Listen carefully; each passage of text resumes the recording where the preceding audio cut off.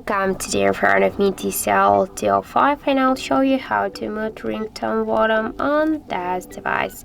So first we should open the settings and then tap on the sound section. Then you'll see here the ringtone and notification volume panels, and just to mute your device ringtone you should swipe to the left side. There's this volume panel.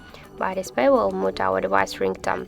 Also, we can do it by the second way. Just first press up or down volume button here, that doesn't matter, and after that click here to the settings icon, and you can by the same way mute your device ringtone here. So that's it. Thank you for watching, and if you find this video helpful, don't forget to leave a like, comment and to subscribe our channel.